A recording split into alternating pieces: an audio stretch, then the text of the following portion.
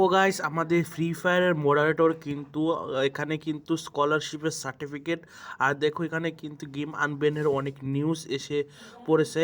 আর জানাবো আমাদের গেম কি আসলেই আনবেন হয়েছে কিনা তা এই ভিডিওতে। চলো ভিডিওটি শুরু করা যাক।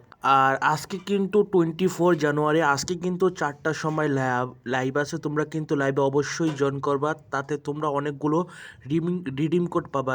আর এই রিডিম কোড দিয়ে কিন্তু তোমরা অনেক ভালো ভালো বান্ডেল ফ্রিতে পাবা। তোমরা হয়তোবা যদি ভাগ্য ভালো হয়, যদি ভালো একটা রিডিম কোড, তাহলে হয়তোবা তোমরা রিডিম কোডে কোনো বান্ডেলও পেতে পারো। আর আজকে কিন্তু লাইভটা হবে যে 4টা বাজে, আর 2 ঘন্টা পর তোমরা কিন্তু সবাই এসে পড়ো।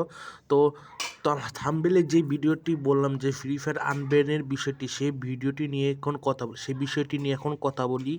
তো এই দেখো তোমাদের একটি জায়গায় দেখো, free fire Bangladesh gaming industry দীর্ঘদিন ধরে নানা চ্যালেঞ্জের সম্মুখীন হয়েছে। বিশেষ করে গেম নিষিদ্ধকরণে গেইনা গ্লোবাল প্রতিষ্ঠানগুলো কার্যক্রম এদেশে সীমিত ছিল। তবে সাম্প্রতিক সময়ে সেই চিত্র বদলাতে শুরু করেছে। গেরিনা এখন বাংলাদেশের প্রতি নতুন করে মনোযোগ দিচ্ছে এবং দেশের স্পোর্টস কমিউনিটি এগিয়ে নিতে নানা উদ্যোগ নিচ্ছে। গতকাল গেরিনা বাংলাদেশের জন্য sports operation wing senior association পদে নিয়োগ দিয়েছে। এই উদ্যোগ শুধু দেশের স্পোর্টস কমিউনিটির জন্য নয়, পুরো গেমিং ইন্ডাস্ট্রির জন্য এক বিশাল অগ্রগতির। পাশাপাশি এই নিয়োগপত্রে দেখা যায় গাইনা একবার বাংলাদেশি প্লেয়ারদের জন্য স্পোর্ট ওয়ার্ল্ড কাপ ইডাব্লিউসি এবং ফ্রি ফায়ার ওয়ার্ল্ড সিরিজ এফএফডাব্লিউএস কোয়ালিফিকেশনে অংশগ্রহণের সুযোগ তৈরি করে দেওয়ার পরিকল্পনা করেছে। আর আরেকটি তোমাদের দেখাই, নিচে আরেকটি লেখা আছে, এই ধরনের পদক্ষেপ প্লেয়ারদের আন্তর্জাতিক ম্যাচ ও নানা সুযোগ সুবিধা প্রদান করবে। আর দেখো এখানে কিন্তু গেরিনা অফিসিয়ালভাবে বলে দিয়েছে, এটা তুমি পড়ে ওইটাই বুঝতে পারবা। দেখো ফিজিক্যাল মানে বাংলাদেশের যে অফিস টফিস করবে এরকমই এইতে লেখা হয়েছে। তোমরা চাইলে পড়ে নিতে পারো। আর একটিতে লেখা হয়েছে তোমাদের, গত 14 জানুয়ারি ফ্রি ফায়ার পক্ষ থেকে প্রথমবারের মতো একটি স্কলারশিপ প্রদান করেন মারুফ হোসেন।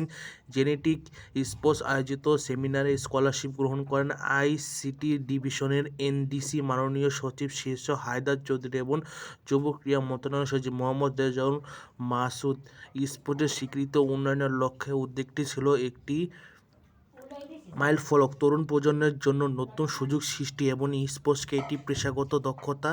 এগুলো পড়লে তোমরা কি বুঝতে পারছো? আর তোমরা যে আমাদের বাংলাদেশে কিন্তু একটি নতুন টুর্নামেন্ট শুরু হচ্ছে, তোমরা কিন্তু তা অবশ্যই জানো। তোমরা বিশ্বাস না হলে ফ্রি ফায়ার অফিসিয়াল যে ফেসবুক পেজটি রয়েছে, সেখানে কিন্তু টুর্নামেন্ট আয়োজন করা আছে। আর দেখো এখানে কিন্তু মডারেটর মারুফ হাসান কিন্তু স্কলারশিপ তুলে দিচ্ছে।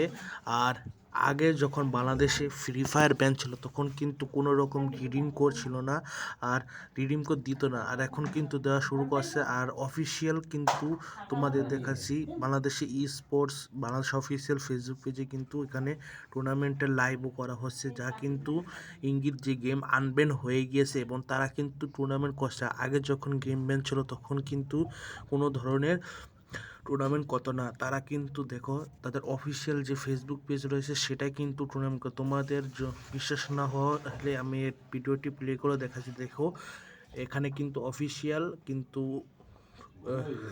টুর্নামেন্ট আয়োজন করা হয়েছে। আর ফ্রি ফায়ারে কিন্তু আগে যখন ব্যান ছিল তখন কিন্তু কোনো সারা শব্দই ছিল না, তারা নীরবে নীরবে কাজ করতো। এখন কিন্তু দেখো তারা দিয়ে দিয়েছে, কী করে জানি, টুর্নামেন্টও দিয়েছে। এই 12 টিমের যে মিস্টার ত্রিপুলার সহ অনেক 12 প্লেয়ার আছে। এর মানে কি? এর মানে ফ্রি ফায়ার বাংলাদেশ থেকে আনব্যান হয়ে গেছে। 12টি টিম খেলবে এই টুর্নামেন্টে। আর তোমরা বলতে পারো যে এখানে ইন্ডিয়াতে কেন আনব্যান হয়নি, কারণ ইন্ডিয়াতে কিন্তু ওই আগের সরকারই আছে, কিন্তু কিন্তু এখনও তারা পাল্টায়নি। কিন্তু বাংলাদেশের সরকার পাল্টে গেছে এবং তারা স্পোর্টসে গুরুত্ব বুঝছে, এই কারণে কিন্তু এই গেম আনব্যান করে দেওয়া হয়েছে এখান থেকে, বুঝছো? তা এর মানে কি, গেম আনব্যান হয়ে গেছে, এখন তোমরা কিন্তু ফ্রি ফায়ার আগের মতো করে খেলতে পারো। তো এই ছিল আজকে ভিডিও, দেখা হচ্ছে, আল্লাহ হাফেজ।